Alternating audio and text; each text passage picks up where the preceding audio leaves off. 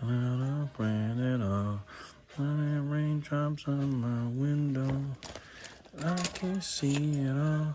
Even if I could, it'll all be great. Put your picture on my wall. I've been to Montana. It's not so bad. It's not so bad. All right, guys, we're on part 3. Looking pretty good. The first part, you know, I'm liking it. I like the contrast. I like the different, you know, ideals. You know what I mean? So let's see what they're talking about for part 3. Yeah, but you're using inappropriate language from the world of capitalism to describe the relationship between citizens and their government. But we have a capitalistic society. There's a reason why we don't mix those two languages, because it's inaccurate and misleading. If you want to live somewhere, you're almost certainly going to pay taxes, and it's not optional, whereas it is optional about whether you hire somebody. And you're just using confusing language when you describe the process of electing new governments, throwing out old politicians. But isn't that hiring and firing? Fine language for that. But aren't we hiring new politicians and firing old politicians? Like they have a job. I think the fact that you want to kind of die on that hill of using inappropriate market language to describe politics and democracy and governance doesn't help your case, because it suggests that there's a kind of hardcore libertarianism there. Look, man, I mean, if we go to war with China, I don't care where the fuck you're going to move to in the world. Like, the US government is going to find some way to, like, if you have some ability to serve in that war, they're going to grab your ass and make you fight for America. And similarly, that's going to include grabbing all your Bitcoin. Yeah, you definitely can't grab your Bitcoin if you got it on a cold storage. So I'm sure he's going to address that, but definitely not, sir. Respectfully, and watch your mouth. You're doing a lot of cursing. And that's just what it would be to be at war. And you know that as well as anybody, because you served in the military. But I think that, like, there's this idea that, like, oh God, you know, the Cyprus government, they took their people's money, and what right do they have? Well, the right they have is that they're the government. It's the nation state. And yes, if they don't respond to what the people want, then that nation state, that government will either be overthrown democratically or through violence or some other means. But that's politics. That's not consumerism. Bitcoin is trying to sort of, and this is metaphorical here, I mean, it's sort of introducing inappropriately a kind of political agenda and passing it off as a kind of digital revolution. It's not what it is. You know, it's, you know, there's a lot of beauty in the initial Bitcoin paper. There's something really artistic and interesting about it. And then certainly blockchain technology is super interesting, and I don't know anybody that wants to get rid of it. But the claim that this is some alternative currency to, like, the dollar or the euro or the yen is just wrong. It's literally false advertising. And even the word cryptocurrency is false advertising. And the reason for that is that you are a citizen of the United States. And if you want to go and renounce your citizenship and go and be an Israeli or a European or a Brazilian or whatever, yeah, you can do that, but then you're going to have obligations to that nation state. And there is no seasteading. And the reason is that that's just being a pirate. Yeah, I don't think that anyone well, maybe not anyone, but I don't think the majority of the Bitcoin community thinks that there's no obligations, right? In fact, what I think we're seeing is that politicians around the country, I've spent a bunch of time with many of them, both at the local, state, and federal level. They're competing to get Bitcoiners to move to their areas and to their kind of ecosystems because there's more tax revenue. Right. This is one of the fastest growing sectors of the economy, both in terms of job creation, in terms of economics, and then obviously from taxation as well. And so that's why you see states like Texas, you see states like Kentucky, Florida, Ohio, et cetera, all competing to try to get these people to move there. But I think because they compete for Herbalife conferences, too.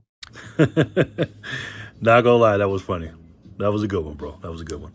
Yeah, but of course not on the same size nor scale as to what we're seeing from these politicians. And I think real estate agents like to sell to drug dealers. I mean, so what? But if they want to sell to drug dealers, right? The U.S. banks launder more money than the Bitcoin ecosystem, right? So let's make it harder then, not easier. I mean, well, Bitcoin does make it harder. Ultimately, the whole Bitcoin thing is doomed because honestly, you're going to have guys like me who are going to fight on the right and the left and especially as shit goes sideways in terms of the economy, that are going to fight to not allow Bitcoin to move from the black market economy into the mainstream economy. That's why I don't want to see it regulated.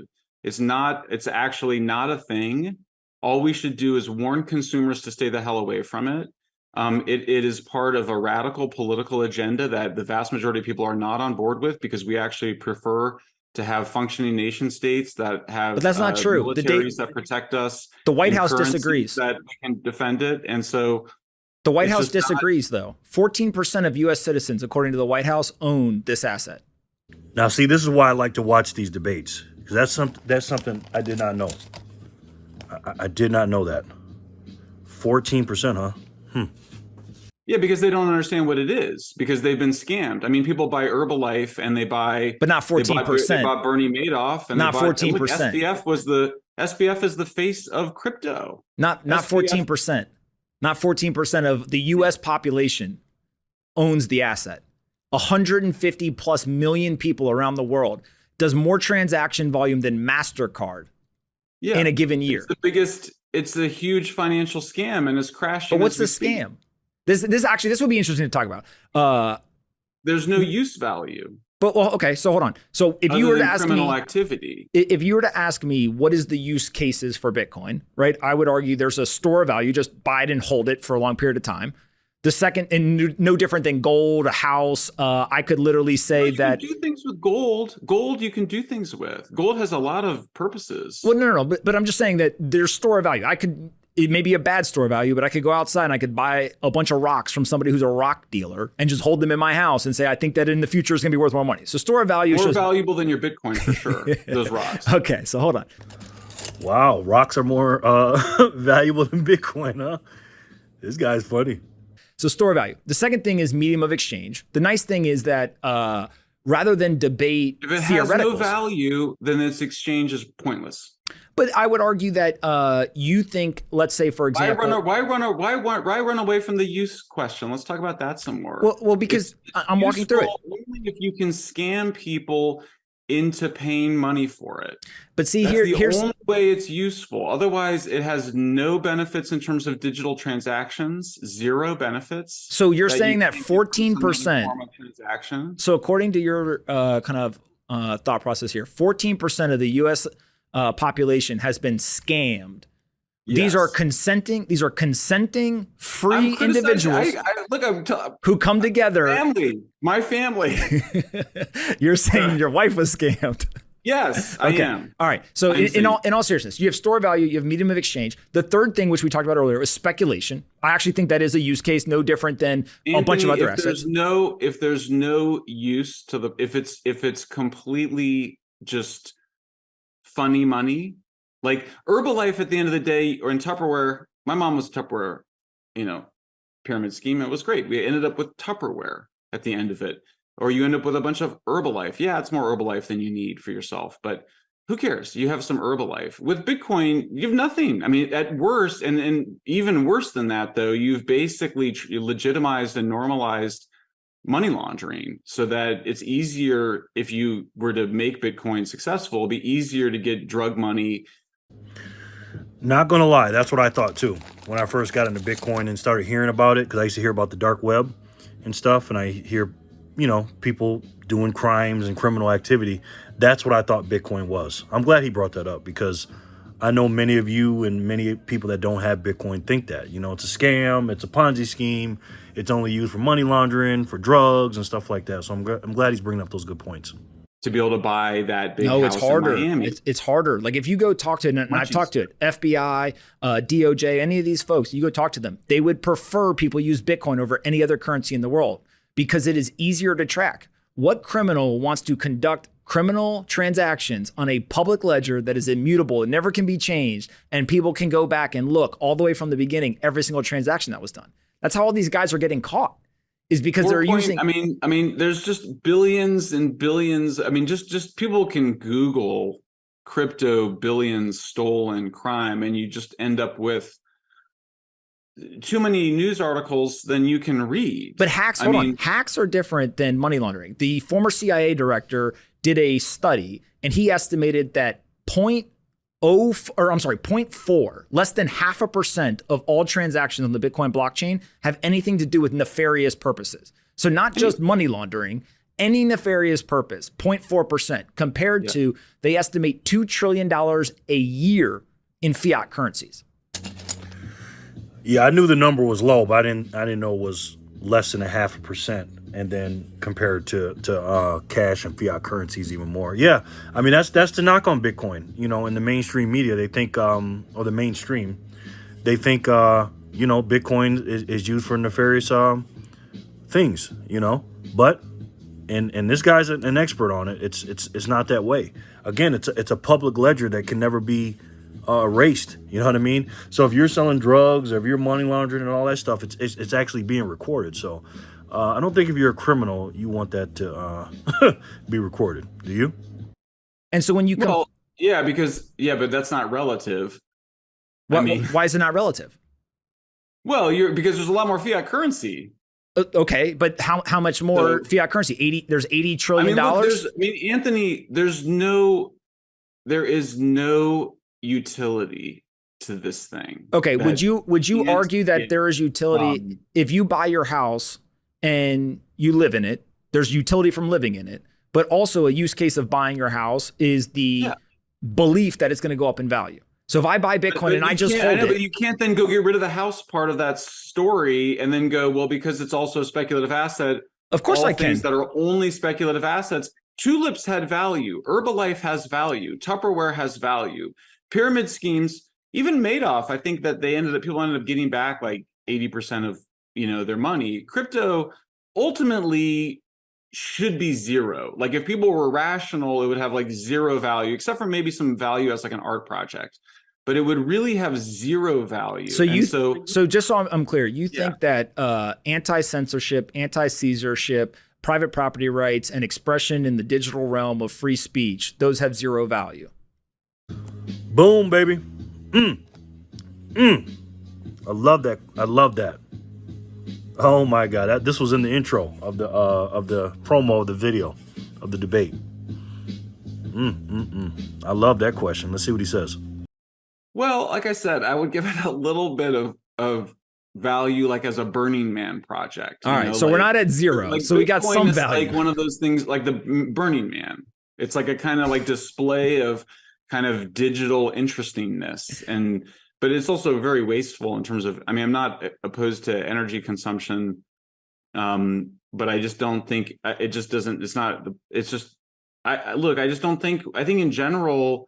You just don't. There's no point to it. So it's like you can talk about all these other benefits, like the speculative value or the exchange value, but if it's not a thing, if it's just a bunch of bullshit, and it's an art project, then it should be valued at an art project value, not at anything beyond that.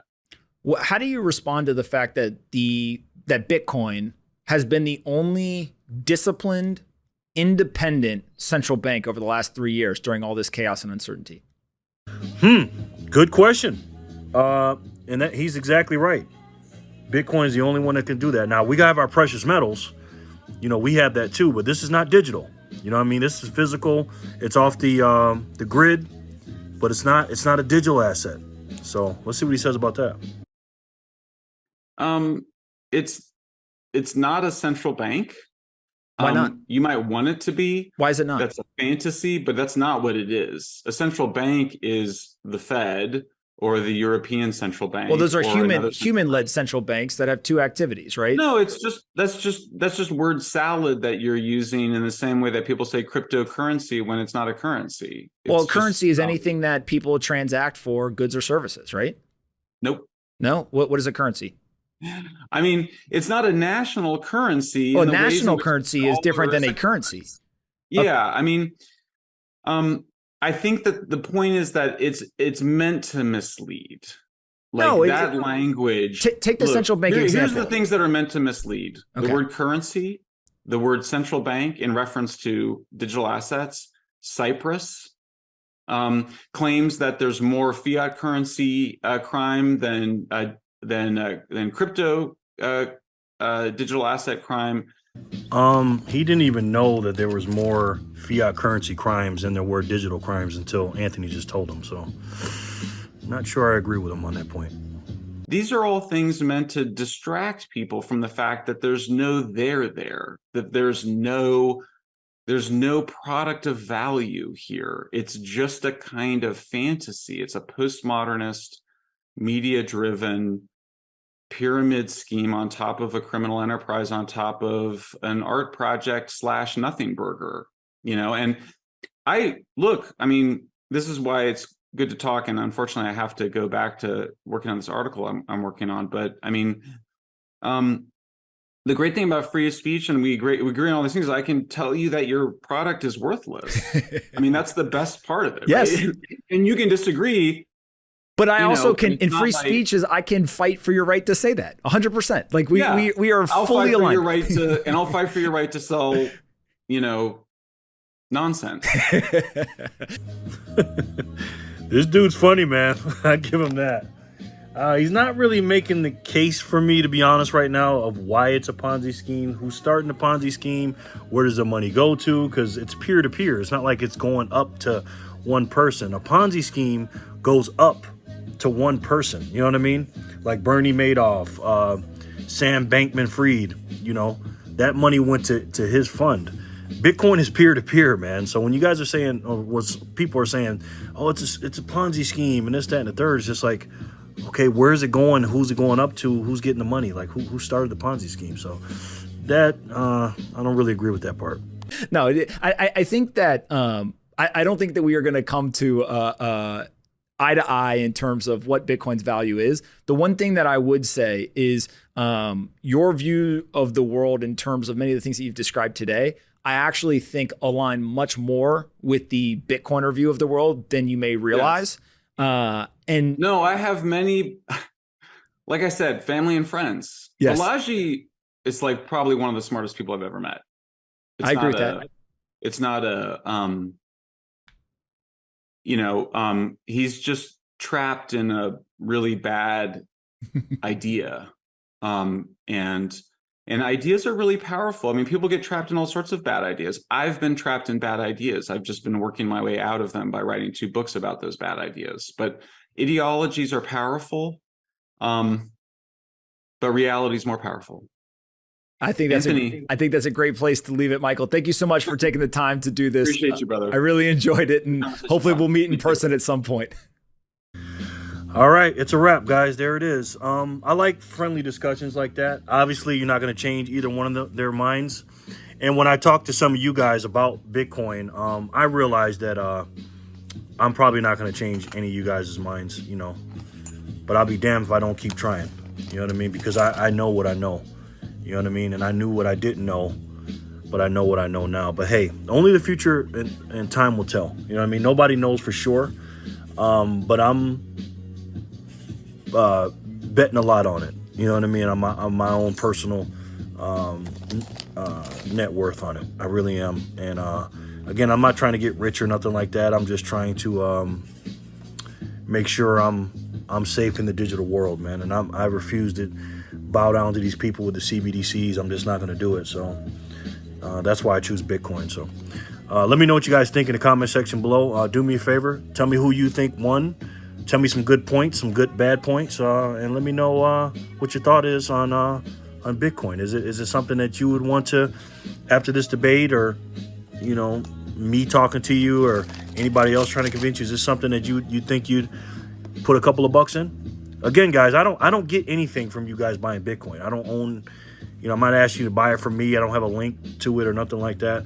I say it because I love you guys, man. And my channel is called Freedom in Decentralized Assets, and freedom comes first. And I believe Bitcoin is freedom. I believe precious metals are freedom.